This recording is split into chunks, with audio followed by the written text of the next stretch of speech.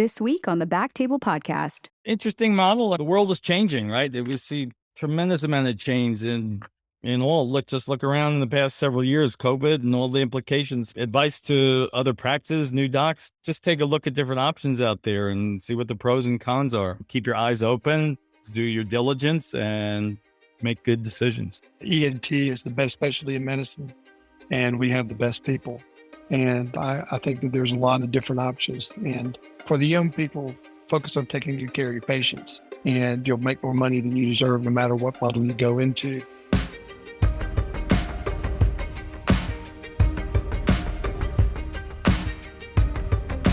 Hey everyone, really exciting news. Our listeners asked and we have answered. We now have CME available. You can get AMA Category 1 CME for listening to BackTable and then filling out a reflection. You can find the CME links on the episode pages at backtable.com, or you can also find the CME links in the show notes. It's a small cost for the credit, much less than you would spend at a conference, and it helps support the show. Powered by CMEFI, using AI technology to bring the right education to the right place at the right time. You can do this in just a few minutes. If you're already listening to BackTable, might as well get a CME credit for it. Again, this helps support the show and allows us to keep bringing you great content. Now on with the episode.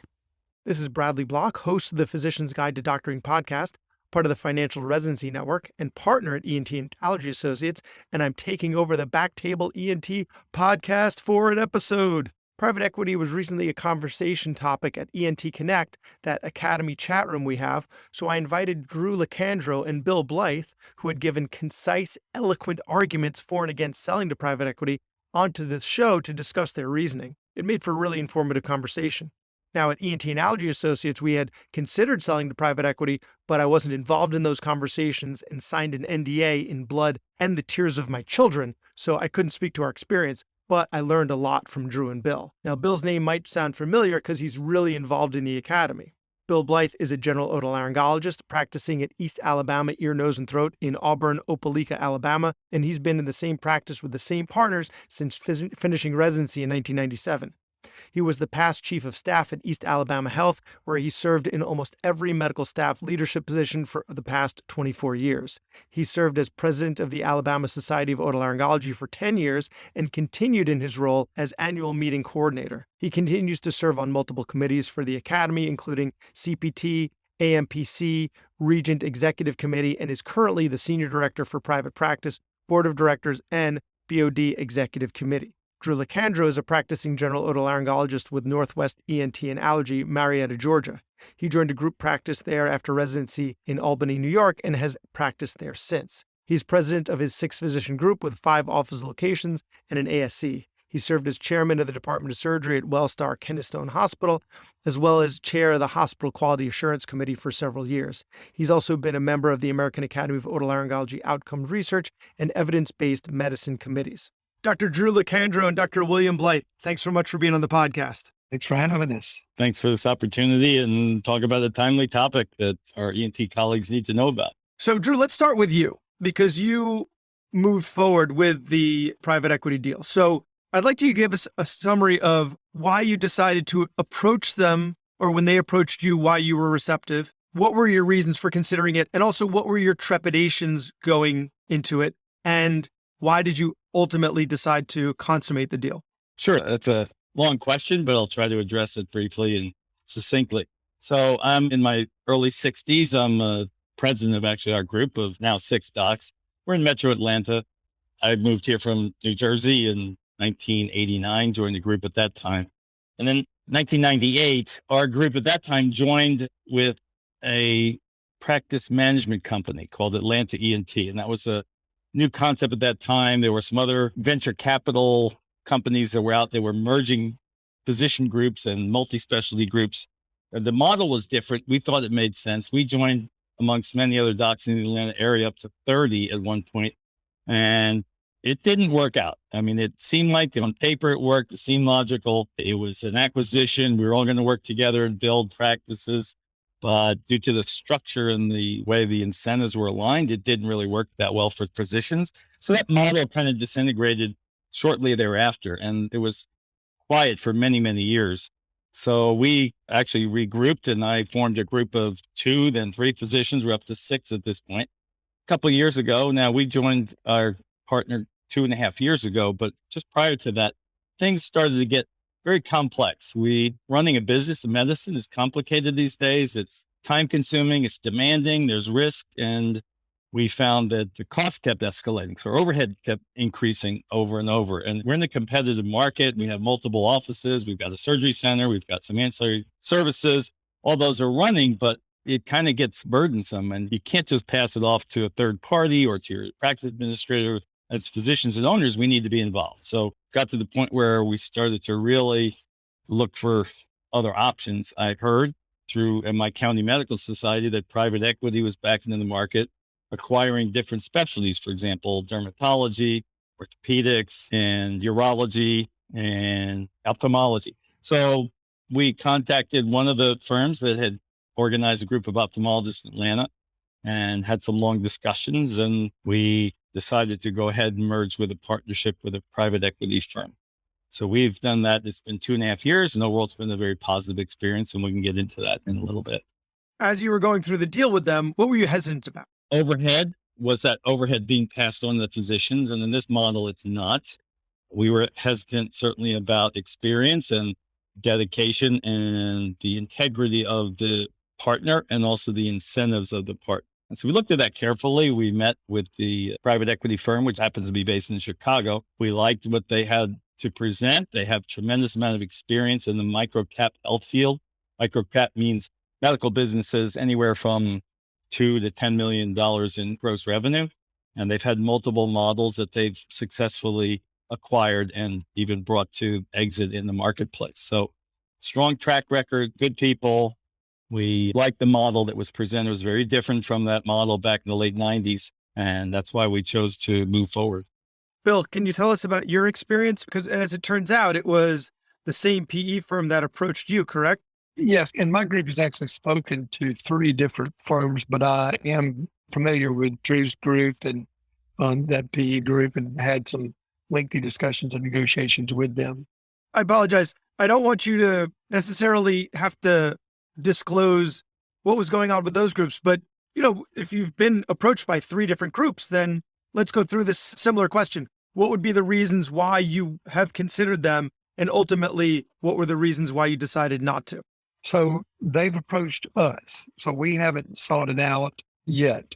Although I've been to plenty of meetings and I've talked to people and, we read and respond to emails.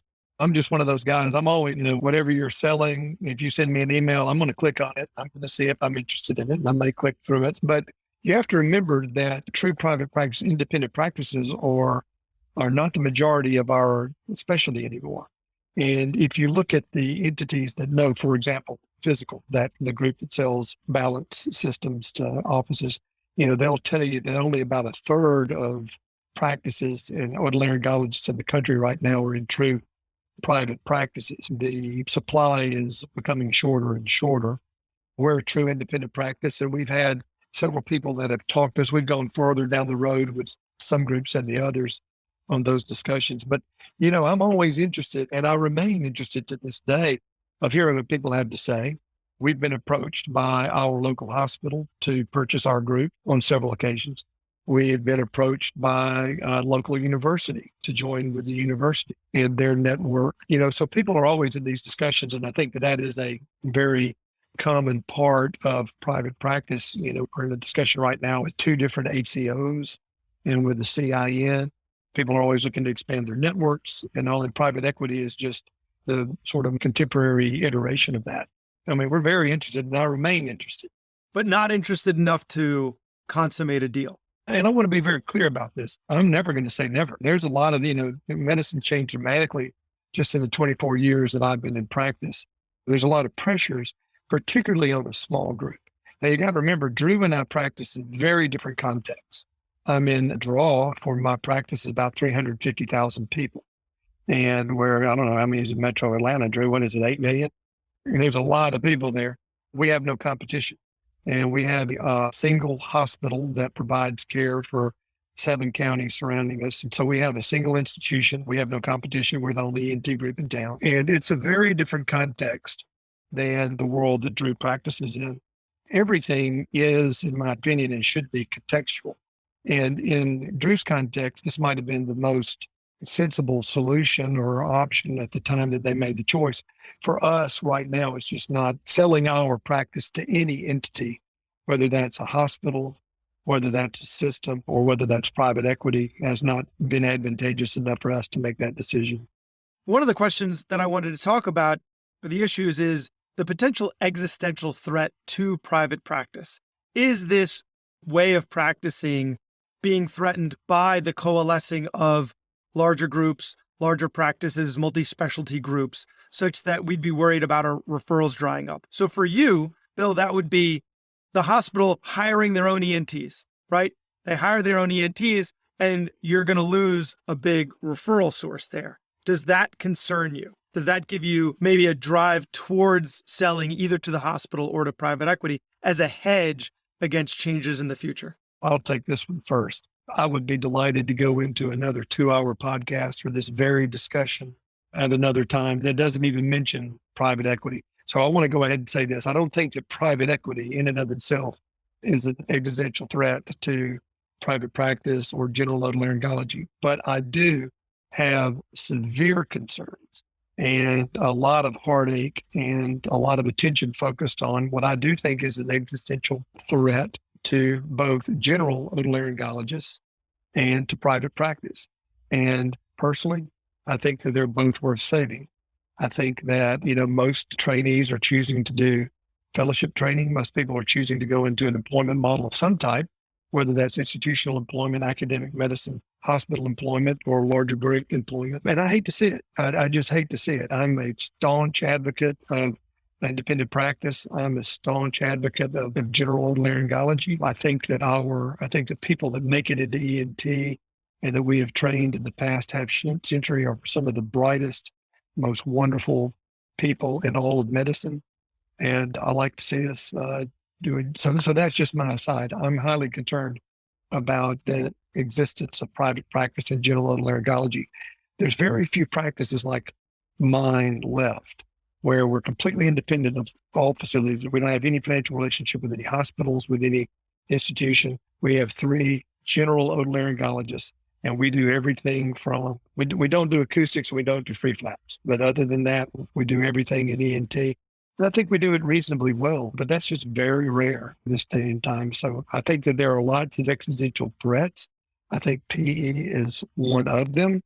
I don't think it's necessarily a bad one of them. It's no worse or no better than academics or hospitals. I didn't really mean PE itself as being the existential threat, but PE as being a hedge against that as existential threat. So a financial hedge. So you see the possibility of your hospital hiring other otolaryngologists so that your referrals dry up. And in order to protect yourself and your family financially, you will therefore sell to private equity to make sure that you are still financially stable. Let me just comment on private equity. I mean, their goal is to invest and build. Their goal is to make us better. It's to give us professional support.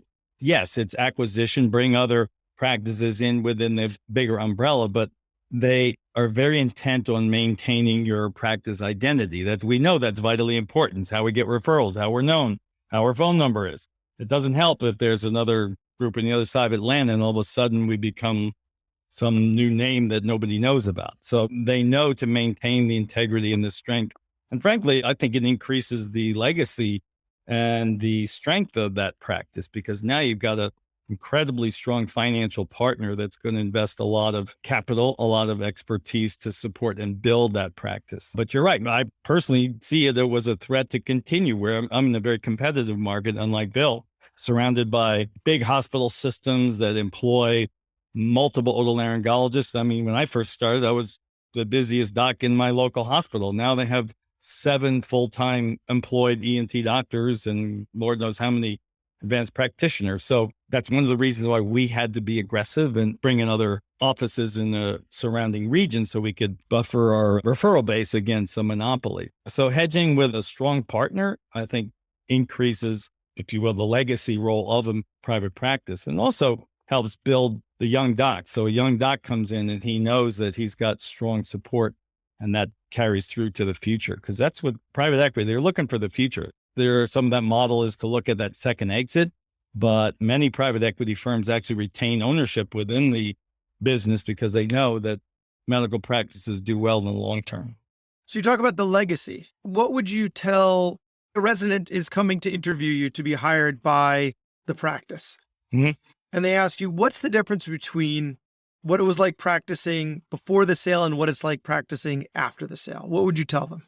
Our day-to-day practice hasn't changed one bit. If anything, we have some more support. Yes, I have more ancillary support, more IT support. Now when the computer breaks, I have 3 people that are instantly on top of it. So yeah, but as far as day-to-day running the practice, seeing our patients, going to the OR, doing rounds, consults, all our services in the office have not changed one bit. My schedule hasn't altered at all.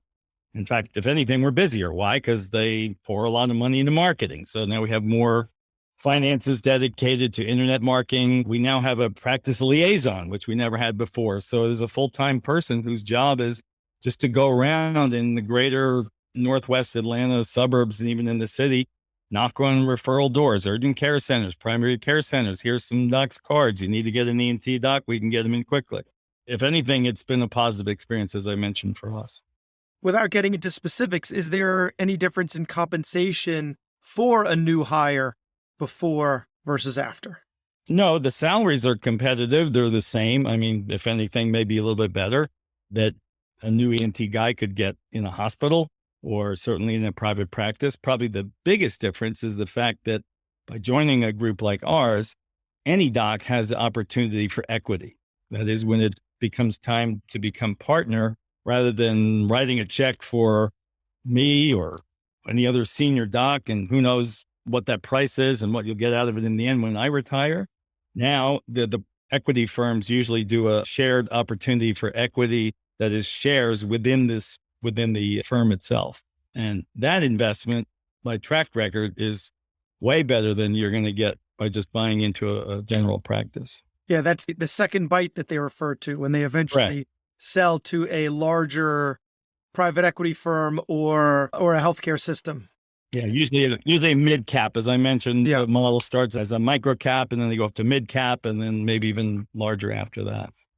So aside from financial gain, right? Because this is what, at least when they were approaching us, they were saying, you're going to get this money up. Some of it you're going to get as cash. Some of it you're going to get as an investment in the practice itself, so that when we grow your practice and eventually sell it to a larger private equity firm, you're going to make a multiple on this other investment. So there's this potential for financial gain there. At least the way of describing it to us was they were also going to take some of that income, but in some instances as a management fee. But in some instances, they're able to improve your income through economies of scale and through better contracts with insurers. So by growing the groups, you've got these advantages. So aside from financial gain, are there other issues contributing to quality of life that we need to consider when we're selling, right? Drew, we'll start with you. What were the factors unrelated to compensation and the second bite that you were considering?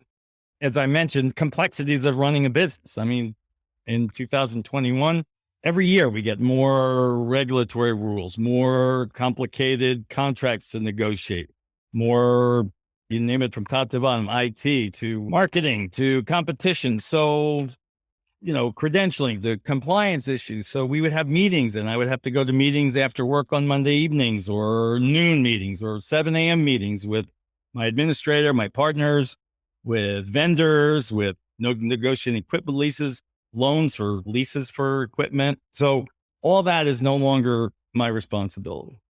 Now, yes, I oversee, I get a lot of questions. Is this the right thing to do? But the beauty is I have a lot more free time now, and I don't have to deal with a lot of this. And the model that we're in now, overhead is not passed on to any of the physician. Our compensation model is, frankly, it's a percentage of revenue. So it doesn't matter how many staff the company adds or how much overhead they add, if you will. And that to me was the huge difference from the group that we were involved with many years ago. But Bill, you're still running your practice. So the question is, are physicians more satisfied when we own the practice which may be more fulfilling, but have more work running it versus just being able to put our heads down, see our patients, and go home. Yeah, I really think that somebody really needs to do a good, thoughtful study on that, because the honest answer is I don't know. My gut experience and my thought on it, and from what I think I've read, is that people that own their own practices are generally have less burnout and are generally happier and have higher compensation. I may be wrong about that, but I think I'm pretty sure if you look at the data on burnout and all, that it's actually lower if you own your own practice. And I think that's true for anything. I think the one thing that Drew said that really got my attention, he said, I have more free time. I mean, who's not interested in more free time? And your time is your most valuable asset. Once you cross over 50, especially, time is precious. So I think everybody's interested in that. And that certainly is an intriguing part of it. We have a relatively small practice. We have 6 providers, 3 doctors, 3 APPs, 4 audiologists, 32 employees total. So we're a much smaller group than certainly your group is, Brad, and Drew's as well. But, I don't find running the business to be that arduous. I like having the control of it. Speaking at the academy meeting, I think a lot of people have this idea of a small private practice like mine as some guy in a lab coat sitting over a well-oiled lamp, balancing the books with a quill and throwing shillings to the employees. We have a full-time practice manager that's out of Gainesville, Florida, doctors management. They manage thousands of doctors. They're very good at it. They oversee our books. Payroll is very, very easy and inexpensive to outsource. We have the same EHRs that big groups do, so I don't find managing the practice to be that arduous. Yeah, you have to answer a bunch of emails and you have to, keep your attention on it, but nobody watches your money like you do. I don't find it to be that arduous, and I actually find it to be quite satisfying. Drew, what was your experience when you were running the practice of what you can outsource and should outsource and what you should keep to yourself? What you should be managing? Well, sure. You can outsource almost any function of a medical practice. There's more than enough companies willing to take a fee for doing that. One of our biggest issues was revenue cycle management. And really, are we collecting? Are we billing properly? Are we coding properly? Part of it was the EMR system. We are in a network with one of the hospital systems. We're not owned by anyways, but we have to use this EMR in the accounting system, and it's not the easiest system to get data out. So we always were struggling, and, we're always, should we hire more staff? Should we not hire more staff?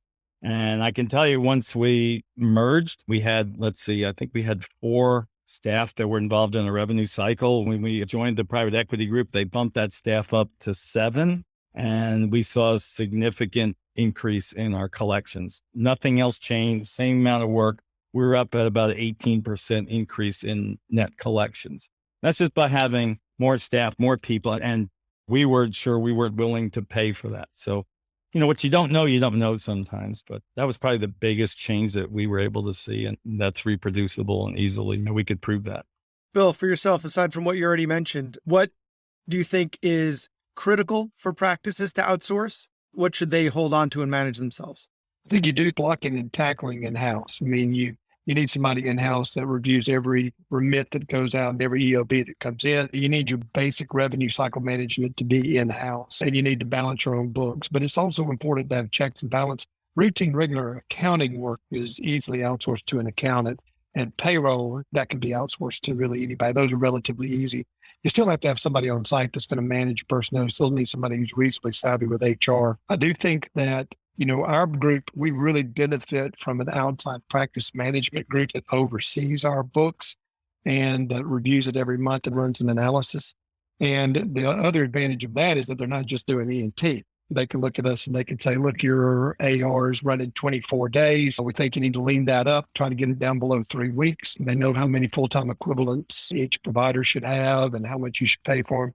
When we hire an audiologist, we don't do that in-house. We have our consultants say what an average audiologist should make and what sort of compensation models there are that seem to be most profitable. So I think it's good to have some things in-house, but also have outside consultants. It's also really, really important for anybody who's listening out there, private practice, really, really important to make sure that your staff is not stealing from you. That happens all the time. If you don't know a doctor in private practice who has had somebody steal from them, you just don't know many doctors. Happens all the time. So it's good to have an outside person that's auditing your books and what you're looking over and reconciling the bank accounts every month. And I think that's all important. Drew, this next question's for you, because one of the concerns that the younger partners in my practice had was the second bite. So you decide to sell to a private equity partner, but the way the private equity works is they collect a bunch of money from investors, and after 5 to 7 years, they want their investment back. So that's the cycle of these things. So after 5 to 7 years, they're going to sell to a larger private equity firm, as you mentioned, mid-cap. But how much control do you have over that sale? And if you were my age, 42, right, where you have 30 years left to practice, would that potential sale keep you awake at night? Because you really don't have any control. No, an individual physician, that wouldn't be up to any of us really. Now, in our practice, we have a board and we have 3 other docs. So we have 4 physicians on the board. And so we do have some degree of influence on that. But you're right. Yes, it's a business. All right. This is a business that physicians aren't that familiar with.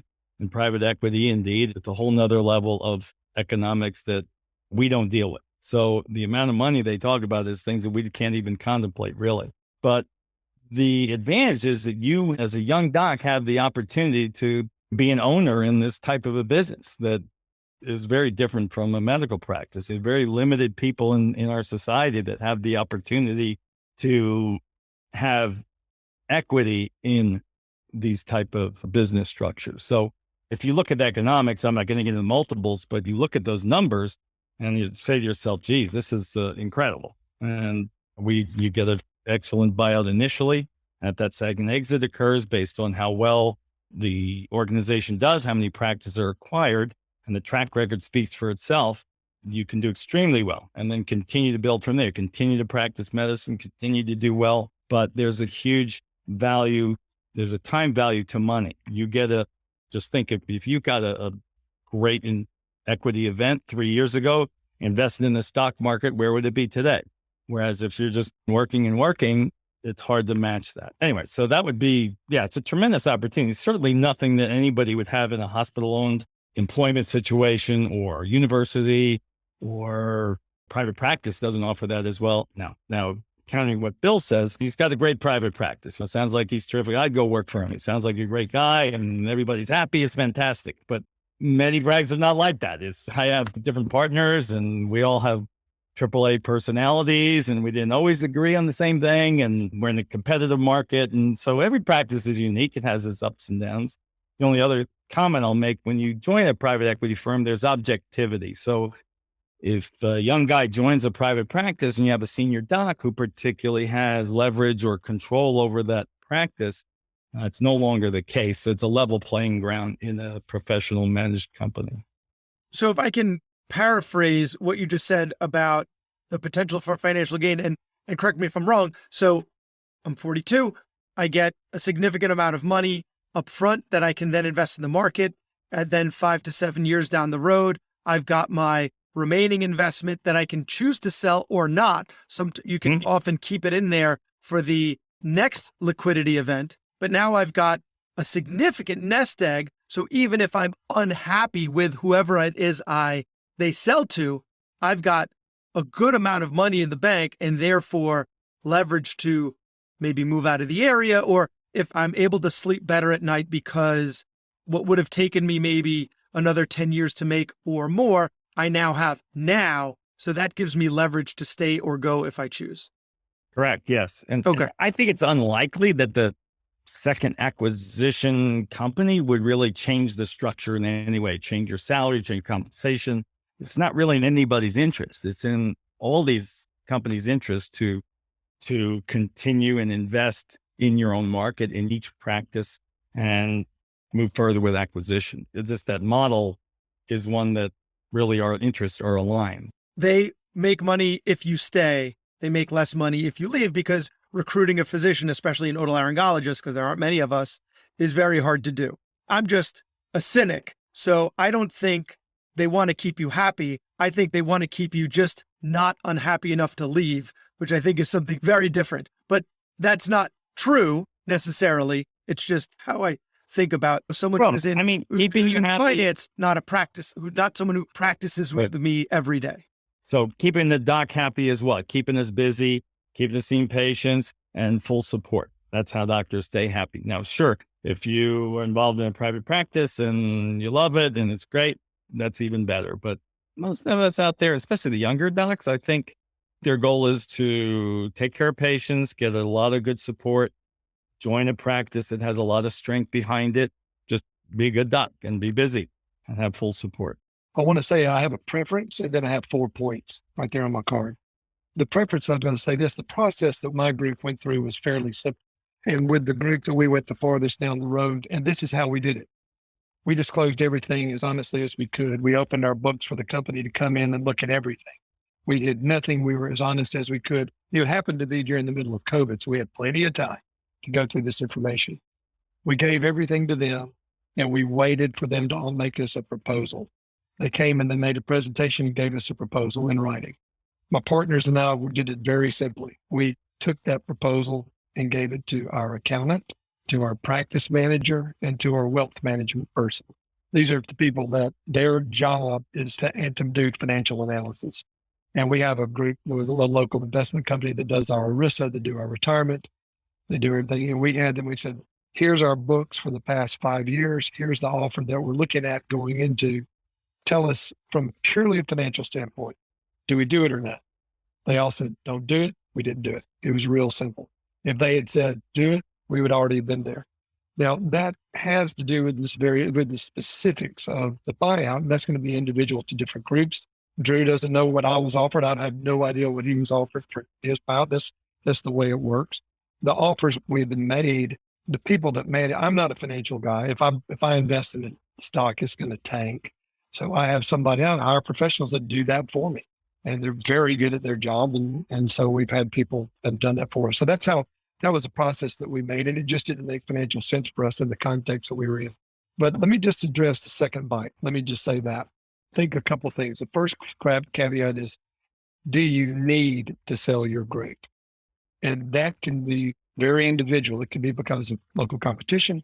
It could be because the primary care base is being bought up by systems. It could be because the local hospitals are employing doctors and you're having pressure. And that's number one. Right now, we don't need to sell our group. The second thing is this, and this is one of the things that the financial guys said, and Drew, I'd be interested in your perspective on this. But his point was this: you can only sell your practice once. Once you sell it, it's gone. You can't ever sell it again. Now, yes, the second bite, true, but I'm talking about my practice. East Alabama ear, nose, and throat PC can only be sold one time. If this idea of private equity, ownership, bunching them together, forming a larger group and selling it at a second bite, if that's a successful business model, if that's one that is going to have long range wealth, if it's a good, successful business model, and one way you can look at it is it's easy to get, it's better to get in early. But on the other hand, it may be that if it's valuable now, it may be even more valuable in the future because the supply is declining, not increasing. And so our thought on it is if the deal's good now, it's going to be better in the future because they're not making very many more practices like ours.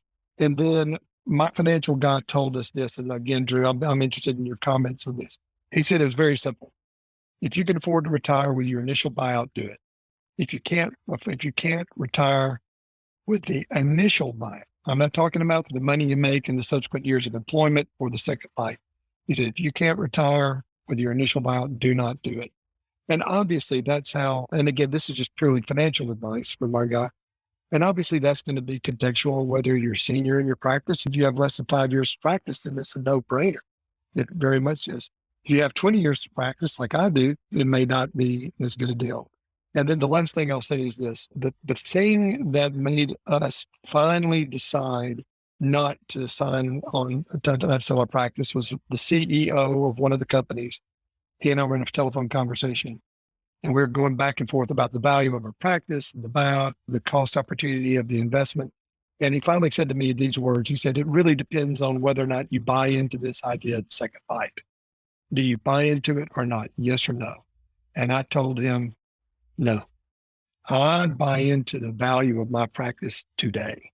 And that's the only thing. And that's just me. I'm very conservative. I'm very fearful of the gamble in the future. Part of that is because we don't need to sell it right now, and because I probably do have 20 years to practice and I can only sell it once. So those were the decision-making processes and the reason behind that we decided not to. It could change tomorrow. If the company came back with the exact same contract with different numbers in it, that might be different. But for right now, that was our decision-making process. I'll just respond to two of those. Yeah, Bill said, first of all, the price and the timing.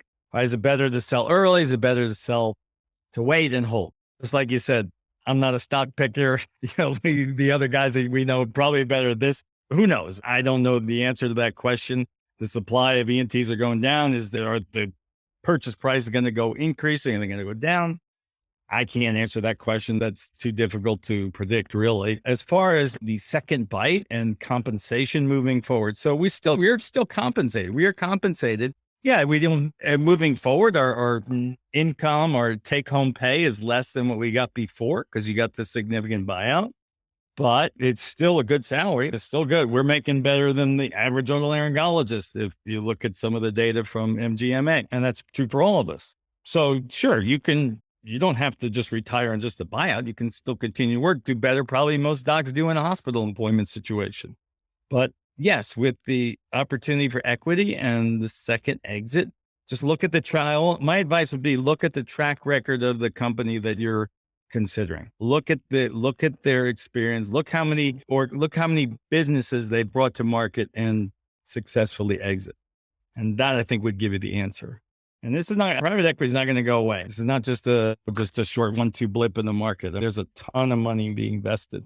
We physicians, why this is an opportunity, you own something, why not take that opportunity to value that? I agree with that. Bill, if I can push back on something you said just a little bit. You had said, if my practice is doing well now, why wouldn't I wait until there is a threat?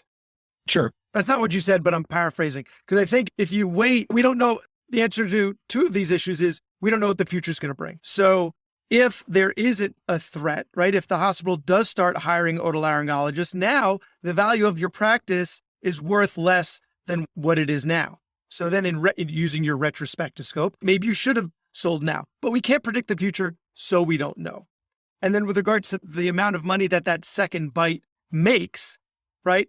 There's another issue. We can't predict the future. Is it that all of these private equity firms are buying up ENT and other medical practices because money's cheap right now because interest rates are so low? So they're doing it because they can, and eventually they become over leveraged and then they're going to collapse, right? Is that a possibility? Can we invest in private equity on our own? I'm actually going to do a separate podcast with my listeners, probably know Ryan Inman, who's a financial advisor who advises exclusively physicians. So we're going to be talking about other ways to invest. Can we invest our money in private equity? They're telling us that we can't, but he's going to tell us that there are ways to invest in them.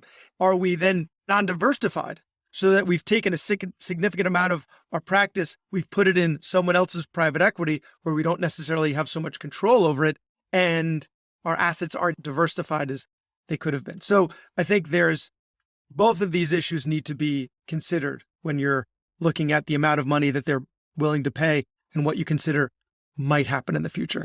Totally agree with everything you said. And I think that's the value of this type of podcast, is to hear from different perspectives. And Drew is a very bright, smart otolaryngologist and businessman, and he made one decision and I made another.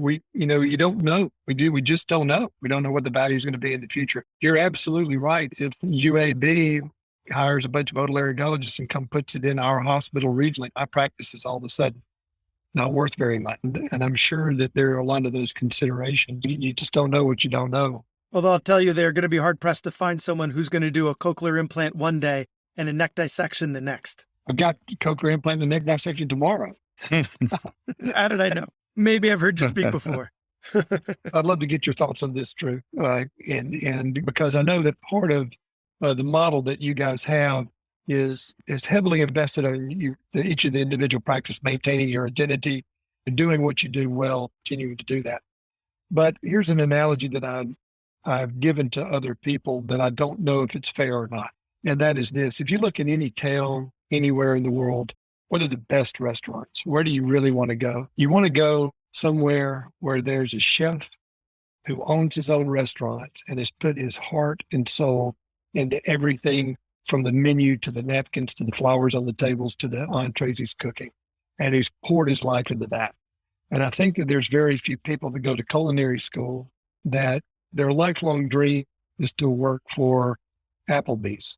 Okay. Now, I'm not comparing your practice to Applebee's. Don't say that now. And there's nothing wrong with Applebee's. I'm from Alabama. We like Applebee's. But I do think that my father is a doctor, was a doctor, practicing doctor, and he owned his own practice. And I take a lot of pride from our practice, and it is us. And I hate to see that go away. I hate to see people go to get trained to go work for another entity, whether that's a hospital, an institution, or even a private equity firm. I have a bunch of friends that are dentists, and I always hate to see them go work for Aspen Dental. I'm sure that it's perfectly fine. I'm sure that it's perfectly fine that they take good care of people. My best friends have their own practice with their name on the door. And my best friend is a veterinarian, and he still has South College Vet just right down the street. My dog's there right now. And he takes a lot of pride in his practice. And I think you lose something when you sell out the Banfield and work in Petco. And I'm not saying you work in Petco, Drew. I'm not saying that at all. I'm just saying that I think that I have this fear, perhaps, of becoming the chef that works for Bonefish Grill and doesn't own my own restaurant, or that I'm the dentist that works for Aspen Dental, or I'm the veterinarian that works for Banfield. I think I have a fear of that. I want to maintain the ownership of my practice that I have a tremendous amount of pride in. I hear you, Bill. Absolutely. Yes. And private practice is certainly a wonderful world. If you get a nice situation, you got good partners. It's what we all knew when we first became docs. Absolutely. As far as my experience, that's what I'll just say. It hasn't changed at all. It's still our practice, still my name. There's nobody else's name on the door. Our PE firm has, I think, one logo at the bottom of one piece of paper. There really is no change. Our referral docs don't know any difference. Our patients certainly have no clue whatever business support. So I look at really as management company that's providing business support. They don't tell you how to practice medicine. I'm sure you've heard that before, but it is true. We do what we do, and sure, they actually help us. One of my docs, he started to do radio frequency ablation of thyroid nodules, and that was a high-tech piece of equipment that the company purchased, and he's doing well. In another affiliated practice, they brought in in-house anesthesia to do some of these in-office procedures. And so they invested in that. So yeah, they can invest in some ancillaries. Look at our field. It's a lot of high tech, a lot of equipment. And I'm sure you'll probably say, geez, do I really need that other tower, that image guided system, or what it is? And you just show a pro forma to the company, and they've never hesitated to invest. So no, you maintain your personality. There's no difference in the identity of the practice, your referral docs to your patients. It just gives you more support. Are you concerned about legacy? Because there is going to be that next liquidity event and next liquidity event. So eventually it might not be as it is right now. And we've got residents coming out and medical students who are going to become residents. So the field of otolaryngology. Private equity is all about building for the future, investing in these practices, and they want these practices to do well down the road. So I would argue the opposite. You join a practice like ours, you have a massive amount of support to maintain that legacy, that identity, and that market strength of that practice, versus join one other fellow in practice somewhere and he retires and something changes and the practice dissolves. So if anything, I think a partner like we have increases the strength of the long-term practice itself. One of my partners, and I'm not sure, I think he was listening to the podcast, maybe he still is, AJ Chitkara. He's a laryngologist closer to the Hamptons than I am on Long Island. And he was originally in practice with his dad. It was just the two of them.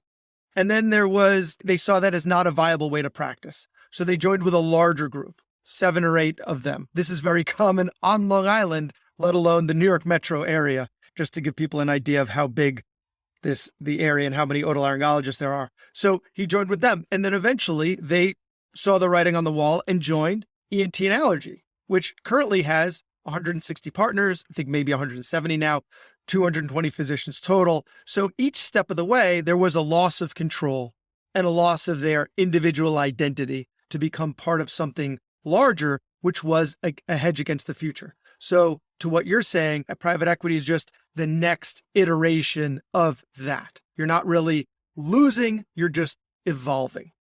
You could look at that, but your analogy, you said that smaller group, merged with a 7-man group, probably changed their name, and then that group changed their name to become ENT and Allergy. In the model we're in, each practice maintains its individual identity. So it's a loose affiliation really for support services. But frankly, we have another group that joined our organization, and they're just down the street. They're right downtown from one of our main offices in Atlanta, and they have 5 docs, and they've been now with us over a year. And we never really see them. We don't interact. We're still somewhat competitive, actually, but we're under the same organization umbrella, but they have their name. We have our name, and our paths are not crossing. I can tell you that much. Do you share an EMR with them? No, No. we do not. Interesting. I think that's also an interesting discussion. I'm actually on a Zoom calls tomorrow night with the people looking at CINs and ACOs. And I think that's one thing that we've been looking at in Alabama, to be perfectly honest with you. In Alabama, there's 7 regional hospitals, and each of those cities have 1 or 2 major groups.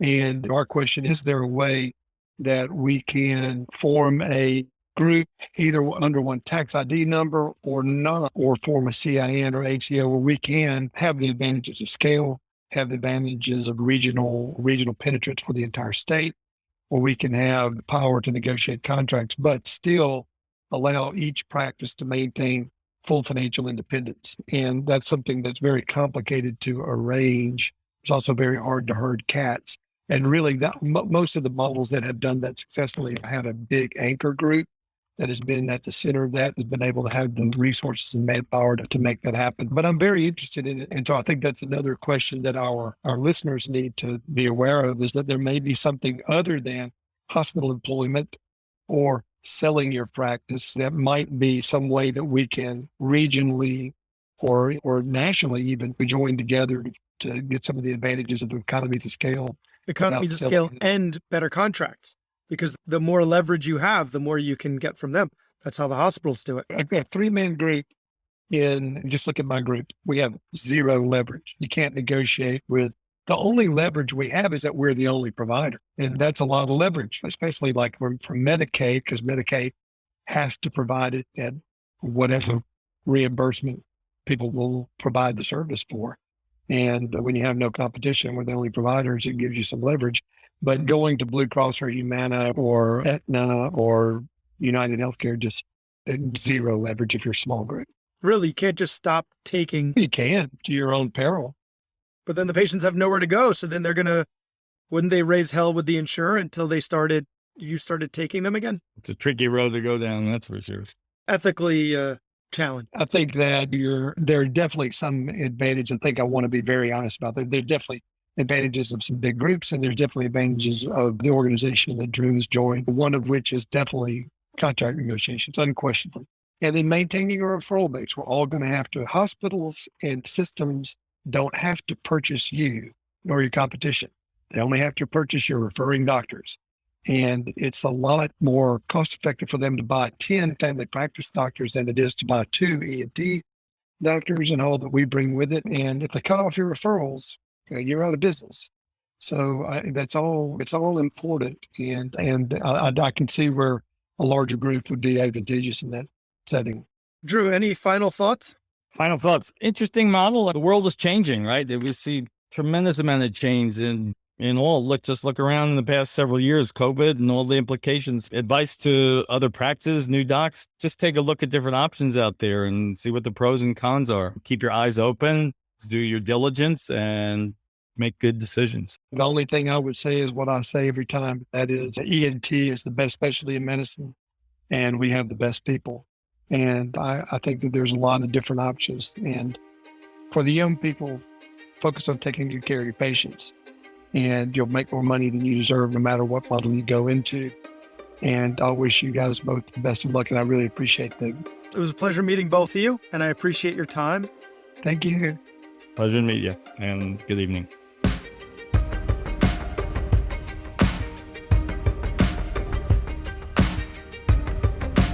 Thank you so much for listening. If you haven't already, make sure to subscribe, rate the podcast 5 stars, and share with a friend. If you have any questions or comments, direct message us at _BackTable ENT on Instagram, LinkedIn, or Twitter. BackTable ENT is hosted by Gopi Shah and Ashley Agan. Our audio team lead is Kieran Gannon, with support from Caleb Hodson and Ness Smith-Savadoff. Design and digital marketing led by Brian Schmitz, with support from Taylor Spurgeon Hess. Social media and PR by Chi Ding. Thanks again for listening, and see you next week.